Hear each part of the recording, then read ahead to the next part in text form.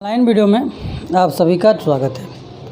ये जो वीडियो हम आपके सामने लेकर आए, यह वीडियो है बेटा आपके लिए न्यूटन का प्रथम नियम। हमने आपको पिछले क्लास में बताया था। आज हम न्यूटन के सेकंड नियम को पढ़ाएंगे।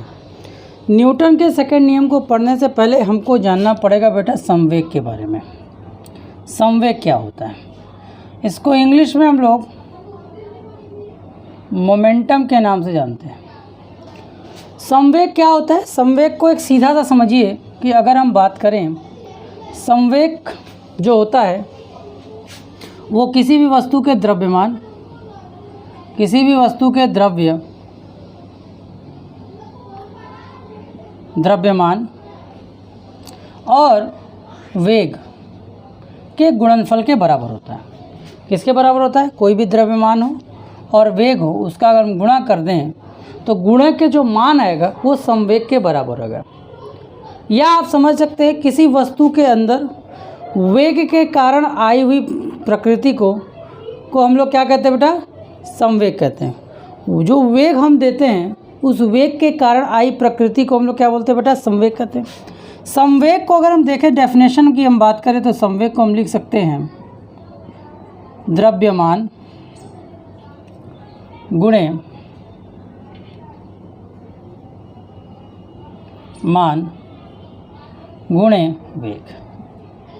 ठीक, संवेग को हम लोग प्रदर्शित करते हैं बेटा P से, और द्रव्यमान को हम लोग प्रदर्शित करते हैं M से, और वेग को हम लोग प्रदर्शित करते हैं V से।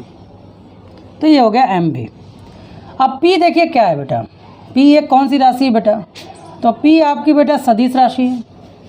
P आपकी क्या बेटा? सदिश राशि है। कैसे सदिश? सदिश मतलब क्या होता है बेटा? ऐसी राशियाँ जिनको व्यक्त करने के लिए दिशा, साथ ही साथ जिसको व्यक्त करने के लिए दिशा के साथ साथ यदि अगर हमको वेग की भी ज़रूरत पड़े तो ऐसी राशियों को, दिशा के साथ साथ तो परिमाण की भी ज़रूरत पड़े तो ऐसी राशियों को हम लोग क्या कहते हैं बेटा? सदिश राशि कहते हैं। अब देखिए M आपका बेटा अदिश राशि है, लेकिन जो V है आपका वो सदिश राशि है। अगर हम लोग बात करें कि P बराबर M इंटू V है, P बराबर क्या बेटा? M इंटू V है, तो P M और V, M आपका अदिश है और V आपका सदिश है। V के कारण ही P सदिश हो रहा है। अब अगर हम इसकी दिशा की बात करें तो इसकी दिशा क्या होगी? जो संवेग की जो दिशा होगी वो बेटा, संवेग की दिशा किसके बराबर होगी बेटा? वेग की दिशा के बराबर होगी। किसके बराबर होगी बेटा? वेग की दिशा के बराबर होगी। जो सदिश की संवेग की दिशा है वो वेग की दिशा के बराबर होगी। तो आपको समझ में आया होगा कि संवेग होता क्या। तो संवेग किसी भी वस्तु में उत्पन्न उसके क्या होगा बेटा? उसके वेग पर निर्भर करता है। अब कहते हैं वेग के पर निर्भर कैसे करता है? देखिए ध्यान से समझिएगा कि किसी भी वस्तु, कोई भी ऐसी वस्तु नहीं जिसके पास द्रव्यमान ना हो। कोई भी आप वस्तु उठा लो, हर वस्तु के पास किसी न किसी रूप में द्रव्यमान की मात्रा मौजूद होगी। ऐसा कोई वस्तु आपको नहीं मिलेगा जिसके अंदर द्रव्यमान की मात्रा ना हो। बस हमको इसमें क्या दे देना बेटा? वेग के बारे में दे देना है। बस हमको क्या दे देना बेटा? इसमें वेग दे देना है। ठीक, तो आई थिंक आप संवेग समझ गए। अब आते हैं न्यूटन की थिंकिंग। अब आते हैं न्यूटन के द्वितीय नियम पर, जो इस चैप्टर का मेन टॉपिक था। अब हम न्यूटन के टॉपिक पर आएँ तो उन्होंने कुछ चीज़ों को अध्ययन किया और उस अध्ययन में उन्होंने क्या निकाला? देखिए, उन्होंने देखा कि अगर एक वस्तु है, इसको अगर हमको गिराना है या कुछ, मान लीजिए मैं ही बता रहा हूँ, तो एक काम किया उन्होंने, 2 किलो के किसी ऑब्जेक्ट को फेंका। स्पीड उन्होंने दे दिया 10 मीटर पर सेकेंड।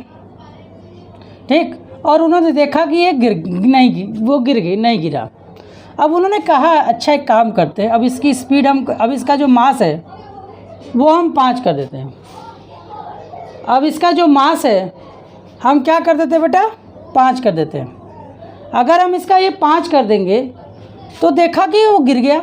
स्पीड में कोई बढ़ाव नहीं किया उन्होंने, स्पीड में कोई बढ़ाव नहीं किया, स्पीड में कोई इंक्रीमेंट नहीं किया, स्पीड को वैसे ही रहने दे। खाली उन्होंने क्या किया कि सिर्फ मास को बढ़ाकर देखा तो देखा कि ये गिर गया। तो उन्होंने कहा कि मैंने उतनी ही स्पीड से फेंका, खाली मास के बढ़ जाने के कारण वो वस्तु गिर गई। इसका मतलब है कि इस पर जो लगने वाला बल है वो m पर निर्भर है। इस पर जो लगने वाला बल है वो किस पर निर्भर है बेटा? m पर निर्भर है। फिर उन्होंने कहा क्या सिर्फ m पर ही निर्भर है? फिर उन्होंने कहा कि काम करते हैं, फिर से वो 2 kg रखते हैं। इस बार उन्होंने क्या करा कि उन्होंने स्पीड बढ़ा दी, स्पीड बढ़ाकर मान लो 30 कर दी, स्पीड बढ़ाकर उन्होंने 30 कर दी। तो देखा कि एफ जो v पे भी डिपेंडेंट है, ठीक, f जो है v पर भी डिपेंडेंट है। f किस पे? v पर भी डिपेंडेंट है। तो 2 बातें उन्होंने देखा कि हम देख रहे हैं कि किसी भी वस्तु पर अगर हम बल लगा रहे हैं तो किसी वस्तु का अगर मास ज़्यादा है तो भी उस पर बल ज़्यादा लगा रहा है, अगर उसकी वेलोसिटी बढ़ रही है तो भी वो बल लगा रहा है, ठीक। फिर एक बार उन्होंने देखा कि उन्होंने ऑब्जेक्ट को फेंका, ये गिर भी गया लेकिन वो ऑब्जेक्ट आगे भी चला गया। होता है ना, कभी कभी आप किसी चीज़ को मारें, जैसे आप कैरम बोर्ड खेलते हो तो कैरम बोर्ड पे गोटी को मारो तो गोटी को लगने के बाद भी स्ट्राइकर घूमता है। इसका मतलब पूरी ताकत इसको नहीं मिली, पूरी ताकत नहीं मिली, कुछ ताकत ये अपना बॉल लेकर निकल गया। तो उन्होंने सोचा इसका मतलब कुछ और, उन्होंने दिमाग बहुत सारे स्टडीज़ किए तो उन्होंने बताया कि देखो बेटा, किसी भी ऑब्जेक्ट पे जो बल लगता है, पहले नियम में उन्होंने बताया कि किसी भी वस्तु पे लगने वाला जो बल होता है, किसी भी वस्तु के अगर अवस्था में परिवर्तन करना है तो उस पर बल लगाना आपको ज़रूरी होगा। अगर आप बल नहीं लगाओगे तो आप उस वस्तु की अवस्था में कोई परिवर्तन नहीं कर सकते हो, ऐसा उन्होंने पहली बार बताया। फिर उन्होंने जब बल की गणना की तो उन्होंने ये बात बताया कि देखिए किसी भी वस्तु पर जो लगने वाला बल है वो m और v पर नहीं डिपेंडेंट है, वो डिपेंडेंट है कि हम उस वस्तु के संवेग में कितना परिवर्तन कर सकते हैं। वो किस पे निर्भर है? किसी भी वस्तु पे जो लगने वाला बल है वो संवेग पर निर्भर है।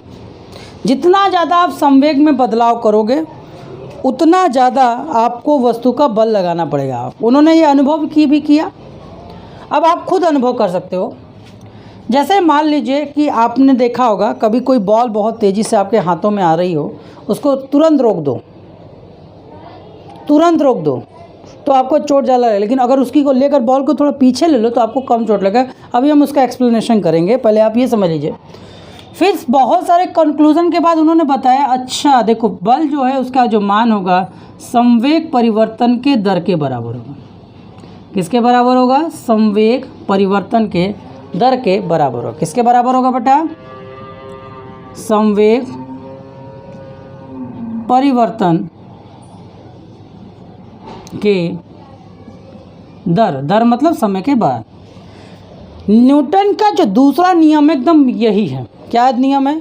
कि किसी भी वस्तु पर लगने वाला बल उस वस्तु में संवेग परिवर्तन के दर के बराबर होगा। अब संवेग परिवर्तन जब तक नहीं होगा तब तक वस्तु में लगने वाला बल कार्य नहीं करेगा। संवेग में परिवर्तन करा, चाहे आप 0 से बढ़ाकर बढ़ाइए, चाहे आप लाकर 0 कर दीजिए या बीच में लगाइए। थोड़ा सा आप समझने का प्रयास कीजिएगा।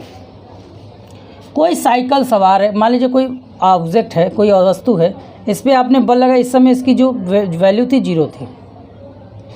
वैल्यू क्या थी? 0 थी। अब आपने इसको 10 मीटर के स्पीड पर लाना है तो आप उस पर निश्चय ही बल लगाओगे कि नहीं लगाओगे? इस समय इसका जो संवेग है वो आपका बेटा mu है, मतलब, और इस समय जो संवेग होगा, मास इसका m ही होगा तो इस समय इसका संवेग कितना होगा? mv होगा। परिवर्तन कितना होगा? तो परिवर्तन की बात करें तो परिवर्तन निकालने के लिए हमको mv में से mv को क्या करना पड़ेगा? माइनस करना पड़ेगा ना। परिवर्तन अगर हमको निकालना है तो माइनस करना पड़ेगा। और इसी में कितना समय लगा? मान लीजिए 5 सेकंड लगा। तो चलिए सॉल्यूशन करते हैं। तो संवेग में परिवर्तन इसका जो है 10m आया। कितना आया? 10m। और ये जो है चूँकि हमने पहले इसका माना 0 और बटे में 5, मतलब इसका आंसर कितना आ गया बेटा? 2m आ गया। 5 से कट गया तो कितना आ गया? 2m मीटर पर सेकेंड, सॉरी 2m kg, ठीक है, kg मीटर पर सेकेंड। देखिए 2m आया। 2m का मतलब कि जो इस पर लगने वाला बल है, वो आपका ये है, कितना है? न्यूटन। 2m Newton. m यहाँ पे क्या बेटा? इसका मास है। तो वस्तु पर जो लगने वाला जो द्रव्यमान, वस्तु पर जो लगने वाला बल है वो इन बातों पर निर्भर करता है। या फिर आप एक और अनुभव कीजिए कि जैसे कोई साइकिल सवार है, आप कोई साइकिल सवार है, आपको बस उसको धक्का देना है, तब उस समय आपको धक्का देना आपके लिए ज़्यादा कठिन होता है कि आसान होता है? आसान होता है। वही साइकिल सवार आ रहा है तो उसको आपको रोकना हो, जैसे साइकिल सवार बैठा हुआ उसको अगर ढकेलना हो तो आपको ज़्यादा बल लगाना पड़ता है, क्योंकि आपको 0 से बढ़ाना होता है। 0 से 10 तक ले गए तो आपको 10 तक बढ़ाने के लिए बल लगाना पड़ा। फिर आपका जो है कोई बस 10 से आ रही थी, फिर आप उसको रोकोगे तो रोकने में भी आपको ज़्यादा बल लगा। लेकिन अगर कोई आदमी चल रहा है और उसको धक्का देना हो तो आपके द्वारा लगाया हुआ बल क्या हो जाता है? कम। ऐसा महसूस होता है ना, कम होता है। तो ये सारी चीज़ें आप बस ध्यान दीजिए कि जो भी बल आपका लग रहा है किसी भी वस्तु पर, तो किसी भी वस्तु पर लगने वाला जो बल है वो संवेग परिवर्तन के दर के बराबर है। चलिए बल के मान को निकालते हैं। तो हम यहाँ पे फॉर्मूला लिख दे रहे हैं जिसको आपको याद रखना है, बल बराबर delta P by delta T. अब चलिए संवेग परिवर्तन दर के एक और फार्मूले का हम लोग बल का यूज़ करते हैं, जिसका हम लोग यूज़ करते हैं बेटा बल बराबर एम ए। सबसे ज़्यादा फार्मूला जो हम लोग यूज़ करते हैं वो यही यूज़ करते हैं, और कई बुक्स में इसी को न्यूटन का सेकंड नियम बताया जाता है, जबकि ऐसा नहीं है। न्यूटन ने यह नियम नहीं दिया, ये न्यूटन के सेकंड नियम का ही एक हल है। ये न्यूटन के सेकंड नियम का ही एक हल है, लेकिन ये न्यूटन का सेकंड नियम नहीं है। चलिए ध्यान से, मान लीजिए कोई वस्तु m द्रव्यमान की थी, उस समय इसका जो वस्तु का वेग है v है। इस पर हमने कुछ बल लगाया, उस बल के लगाने से ये 10 t सेकंड बाद, मान लीजिए t सेकंड बाद, मान लीजिए इस वस्तु का जो वेग है वो v बन गया। कितना हो गया? v। तो अब अगर हम बात करें तो इसका संवेग कितना होगा बेटा? mu होगा। इसका संवेग कितना होगा बेटा? द्रव्यमान तो बदलने वाला है नहीं, इसका संवेग कितना होगा बेटा? mv होगा। इसका संवेग कितना होगा? mv होगा। अगर हम परिवर्तन की बात करें, मतलब अगर हम संवेग परिवर्तन की बात करें तो संवेग परिवर्तन कितना होगा बेटा? अंतिम में से पहले को माइनस को, अंदर के, जैसे आपके पॉकेट में 15 रुपया था, किसी ने अब आपके पॉकेट में 25 रुपये है, कितने का परिवर्तन है? 10 का। तो परिवर्तन निकालने के लिए आप क्या करोगे? mv में से mu को माइनस कर दोगे, तो ये आपका परिवर्तन हो गया। इसको और देखोगे तो इसमें से m कॉमन ले लो, m कॉमन लेते क्या बन जाएगा बेटा? v माइनस u बन जाएगा। अब आपको पता है कि फॉर्मूला हमारा क्या था बल का? बल का हमारा सूत्र तो यही था, बल बराबर संवेग परिवर्तन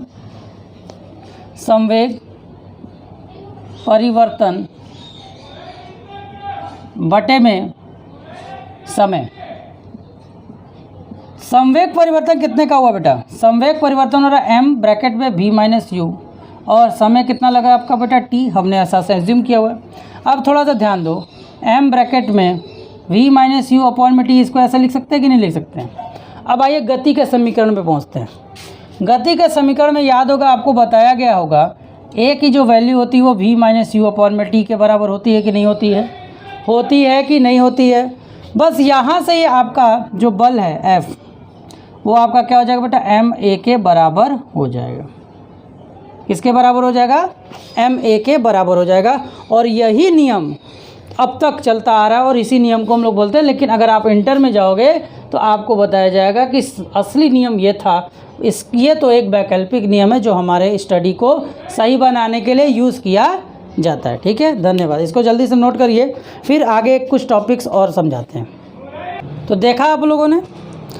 अब हम थोड़ा सा न्यूटन के दैनिक जीवन में हम उसका उपयोग देखते हैं कि न्यूटन का जो सेकंड नियम है उस किस प्रकार से है। इसके लिए हम एक टर्म यूज़ कर रहे हैं, उसका नाम है आवेग। आवेग को सिंपल आप समझिए, बल गुणे समय, समय और बल का गुणनफल होगा तो आवेग होगा। इस फॉर्मूले को देखिए, न्यूटन का सेकंड नियम ही है ना, F बराबर delta P by delta T, या टी ही रखिए कोई फ़र्क नहीं पड़ता, चलिए टी रखते हैं। इन दोनों का गुणा कर देते F इंटू डेल्टा टी बराबर आपको क्या मिल जाएगा? Delta P. ठीक, इस फॉर्मूले से समझिए। इस फॉर्मूले से ये क्लियर हो रहा है कि जब आपको किसी वस्तु पे बल लगाना है, बल के ताकत को कमज़ोर करना है, बल कम करना है, तो आप उस वस्तु के संवेग परिवर्तन में समय बढ़ा दीजिए। संवेग ये सूत्र बताता है। अभी आपको समझ में नहीं आएगा, अभी एक्सप्लेन करेंगे तो समझ में आएगा। जैसे मान लीजिए इसका मान 6 है, बल का मान मान लीजिए 4 है,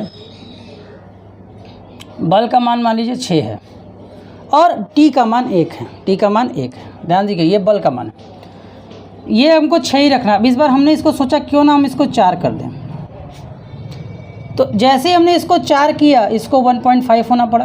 देखो ध्यान से, जैसे ही हमने बल को कम किया इस मान को बढ़ना पड़ा कि नहीं बढ़ना। अगर हमको इन दोनों का गुणनफल 6 चाहिए तो चलिए एक और केस लेते हैं। तो अगर हम इसको क्या कर दें 3 कर दें तो इसको अपने आप क्या होना पड़ेगा 2। अगर हम चलो इसको क्या कर दें 1.5 कर दें तो अपने आप देखो समय बढ़ता जा रहा है। अब हम इसको 1 कर दें 6।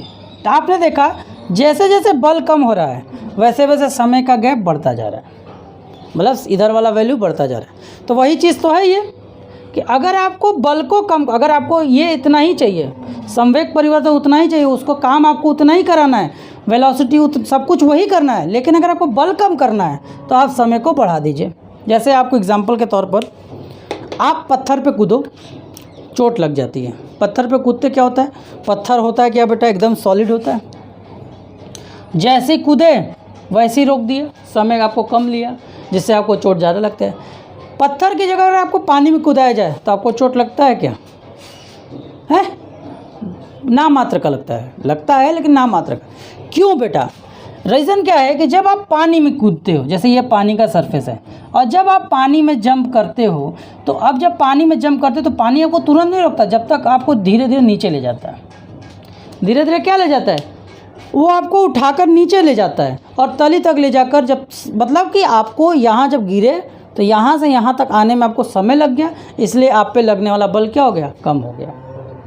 इसी तरह आप बालू में कूदो, तो बालू में भी अगर आप कूदते हो, बालू में भी कूदते हो तो आप देखोगे तो बालू में भी कूदोगे तो कूदते के बाद आप बालू में हल्के धंस जाओगे, बालू में हल्के धंस जाओगे। तो इसका मतलब आप यहाँ जाके डायरेक्ट नहीं रुक रहे हो, आप थोड़ा सा यहाँ जाके ऐसे नीचे ले रहे हो। आप ऐसे गए, हल्का सा ऐसे गए और आप नीचे चले गए। समझ में आ रहा है, ऐसे है आप ऐसे चले गए। इसका मतलब क्या हो गया, आपके ऊपर बल कम। यह मैंने बॉल वाला बताया कि कोई जो बॉल कैच करता है तो बॉल को तुरंत नहीं रोकता, वो रोकने ऐसे लेकर ऐसे लाता है। ऐसे लाने का मतलब क्या, बॉल धीरे धीरे रुके, समय बढ़ जाए। संवेग परिवर्तन वही हो, बॉल को रोकना है, जितनी स्पीड से आए उसको रोकना है, लेकिन उसमें समय बढ़ा दिया जाए। समझ में आ रहा है। ट्रेन को देखो आराम से धीरे धीरे रुकता है, समय लेकर रुकता है, तेज़ी से नहीं रुकता है। तो बहुत सारे ऐसे एग्जाम्पल हम दे सकते हैं जिसमें हम कह सकते हैं कि जो न्यूटन का सेकंड नियम है, यदि किसी वस्तु पे हमें बल कम करना है तो हमें क्या करना होगा, उसका समय अंतराल, किसका समय अंतराल, उसके संवेग परिवर्तन का जो समय है वो बढ़ा देना होगा।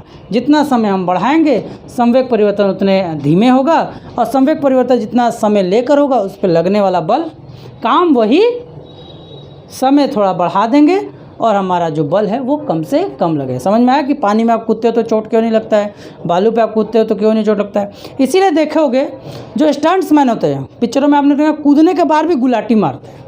बहुत सारे स्टंटमैन जैसे ही ज़मीन पे पहुंचने से पहले ही, पहुंचते समय ही अपने शरीर को गुलाटी मार देते। क्यों गुलाटी मारते, ताकि हम रुके तुरंत नहीं। तुरंत रुकेंगे तो उनको शरीर में चोट लग जाएगी। उनको ट्रिक पता है कि रुकना तुरंत नहीं है। कभी कभी आप देखोगे बहुत तेज़ी से दौड़ रहे, बहुत तेज़ दौड़ रहे हो, एकाएक कोई रोकने का देता है, नहीं रुक पाते, आप धीरे धीरे आगे जाते हो। तुरंत रुकोगे तुरंत गिर जाओगे। ऐसा आप कभी प्रैक्टिस करके देखना, बहुत तेज़ से दौड़ रहे हो और तुरंत रोकने की कोशिश करो, आप तुरंत गिर जाओगे आगे।